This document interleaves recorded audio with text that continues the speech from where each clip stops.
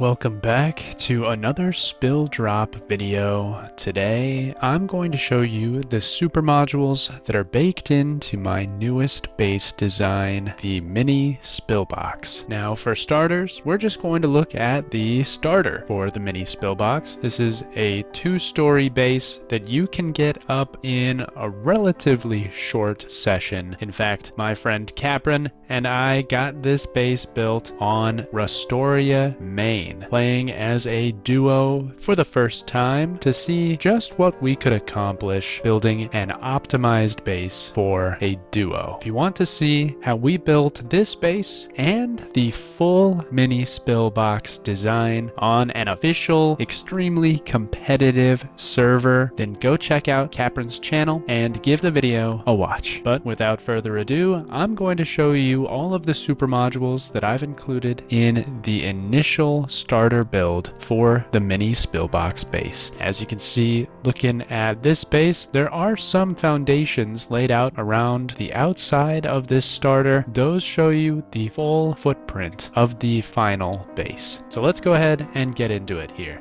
We're going to come through the front door, past our turret friend there.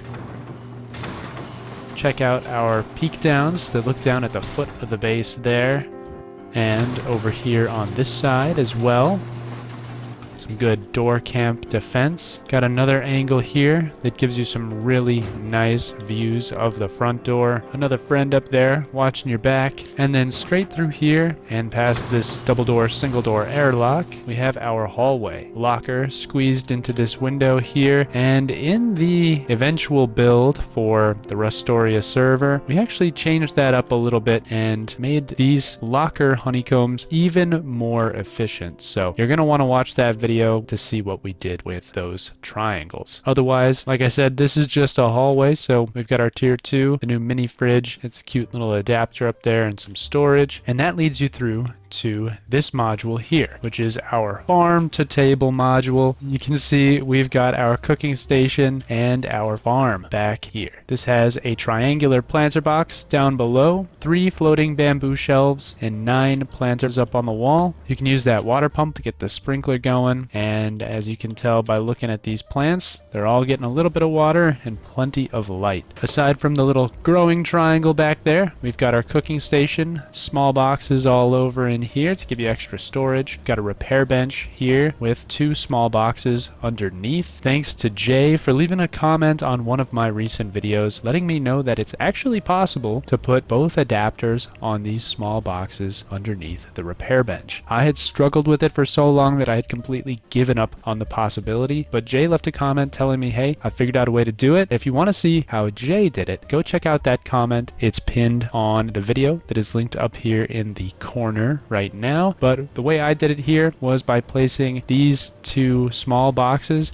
as far up against this side of the repair bench as you can and pulling it a little bit further away from the wall. You can kind of see if you sneak back in here that this box pulls a little bit forward past this frame, which lets you get it all the way up against the side of the repair bench there, and the same on this side as well, giving you just the space that you need to fit these 2 adapters. So cool. Thanks again, Jay. I got it immediately after I read your comment because I just jumped straight into the server to see if I could do it. Pushing past this module and still kind of incorporating elements of this module, we have a shelf that lets you climb right on up into this loot room. Like so, it'll let you jump right on up in here. You can access those 2 tall barrels back there and the 2 low barrels here in the front. And down below, you can see we've got the frontier barrels, tall and short as well. Now this is a pretty common Spilldrop super module, so it's nothing too crazy, and a lot of folks use these barrels for shelves like this. But one thing I wanted to show you about this module is the distinct difference between these 2 types of barrels. So as you'll see, we've got the same number of barrels in here, but down below we have twice as many storage adapters. You can see on this barrel here we've got 2 adapters there and 2 here, but up top we have only 2 adapters on this barrel. We can't actually fit any more on that one. That's just something I wanted to point out, and it's something that may be important to those of you who want to have more of an industrialized or automated base. So just keep that in mind. Moving on, we have another sort of hallway module that takes you right to the front of of our core. Down there is our drop down, but right here we have our bunker. This is a standard triangular staircase bunker coming up from the TC room down below and blocking this door here. So you can't pass through unless you break either this wall here, this floor there, or this bunker here, giving you a little bit of extra security. The only other thing that really fits in this module that's worth putting in here, in my opinion, is the mixing table. And if you push it far enough up against this window here, you can place the bunker with no problem at all. Even get a small box under there too. Over here we've got one of my furnace super modules sunk down into the honeycomb with some boxes up top for storing any wood or charcoal that you've generated from those furnaces, and of course a jump up here with some weapon racks for additional weapon storage or tool storage if you need it. If you're just building the starter, I recommend just storing pickaxes or salvaged cleavers, things like that that you might need for farming but aren't going to be too bummed if you lose them, because this door is probably going to be the first one to go. Before we get up to the roof, let's go down through the core. So we're going to push right on through past the bunker here into the jump up. Got a weapon rack there for extra storage, and then behind these garage doors we have the real power for this base. 12 electric furnaces that you can tie into an automated furnace system in your core, and these will rapidly smelt any ore that you bring in from your adventures and convert it into materials that you can use to expand or improve your base. As a solo, I have fallen in love with electric furnaces because they save you so much time, not only because they run non-stop while they've got power, but also because they don't require wood, which is one of the most dangerous resources to farm and one of the most time-consuming materials to farm as well. So having electric furnaces in your base like this is a massive benefit to solos and arguably one of the biggest equalizers that Rust has introduced in my time playing. And of course, immediately below the jump up, we've got our refinery, some small boxes on a shelf here for extra storage, and if you like, you can put some weapon racks down here along the floor, depending on how you place your refinery. Of course, around this room here, we've got our battery. Nice and simple because you want to be able to have unrestricted access to any electrical components that you put in here, like your branches and your combiners, any splitters or conveyors that you want in here as well. And you don't need to put too much in here to make this space super useful. So I recommend keeping your batteries relatively neat and orderly, just getting your battery in here and then using the rest of the space for electrical components. Keep them close so they're easy to access. Off on this side we have some additional storage with some loot barrels up above and down below. There's some adapters that you can squeeze onto these so you can add more automation or industrial systems to your design as needed. And then of course in the main room we've got a bed here allowing you to respawn in the core and open up the bunker. We've got a turret and a tier 3. Now Rust has changed a little bit in regards to workbenches, so in our wipe we didn't quite get to a tier 3, but a tier 2 works beautifully in this space as well, and the tier 3 is just about as big as any real deployable would need to be in this space, so it works beautifully for this example. Got a small box down below, and you can add any number of little decorations or bits that you want to it. I also recommend putting a refrigerator right next to it here because you got the good space for it, and you need to have food and water to stay alive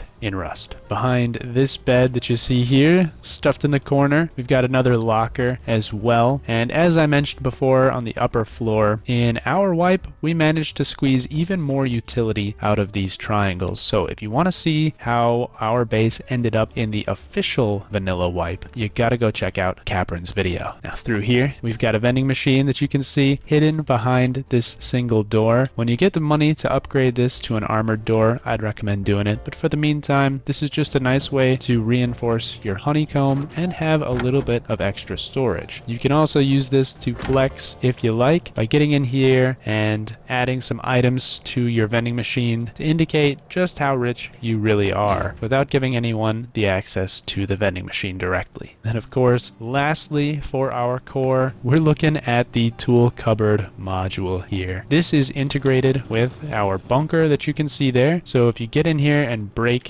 that twig, it will open up the bunker, allowing you to climb up and exit out through the front, like so. Of course, to get that bunker to work, you do need to limit the amount of loot that you store in the TC room itself. So you've only got room for these 3 barrels and 3 small boxes. Another thing to keep in mind, this barrel and this box back here can be pretty tough to reach if that shelf is in place with the bunker on top of it. So I recommend putting stuff in there that you don't really need immediate access to while the bunker is closed, and keep your guns and any necessary explosives in the front, so if you need them to defend a raid, they're easily accessible. You've also got room back here for your weapon racks. If you want to add those, I do recommend smushing them up against the tool cupboard if you do want weapon racks, just so they're not interfering with the bunker itself. We've got a pretty neat shotgun trap that's clipped onto this ramp, and just a really funny place to have it. And as far as a raider would be concerned, not my first place that I would look, but where it's at there, if you get to this point where you can see it, it can see you, and you don't have a chance to hit that with a rocket before it shoots you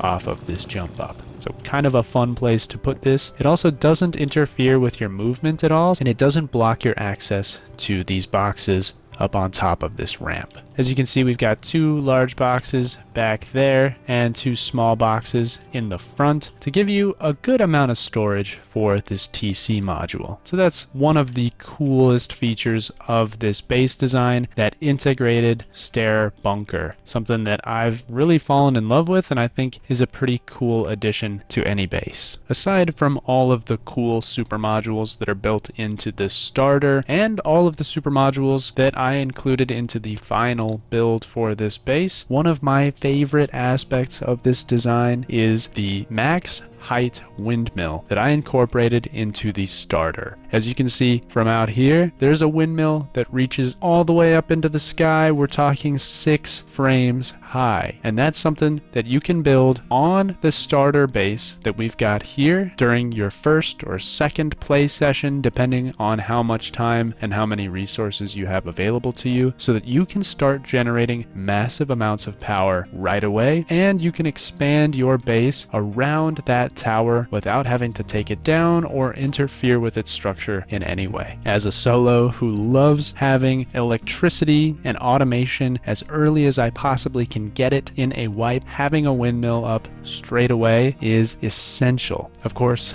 also up on this roof, sort of a lesser mention here, but we've got the water supply for our farm. You can fit 3 of these water catchers on a triangular floor frame with a metal grill in the middle to provide ample amounts of water for a single sprinkler to keep all of your plants alive. So if this is as far as you get in your first few hours of playing, this is an incredibly solid start for the rest of your adventures. This is just the starter for a much larger footprint. I'm going to tease the final design here so you can get an idea of what the potential of this base can look like. If that's something you want to see, let me know down in the comments and I'll get that video out as quick as I can. Otherwise, I've got another super module video coming out next week, so stay tuned for that. But otherwise, thank you so much for watching this super modules showcase. If you made it this far, make sure you go and see Capron's video. Watch me get absolutely steamrolled on an official server while he carries me to victory so that we can get one of the coolest bases I've ever made built on an insanely competitive server. This has been your friend Spilldrop, and I will catch you in the next video.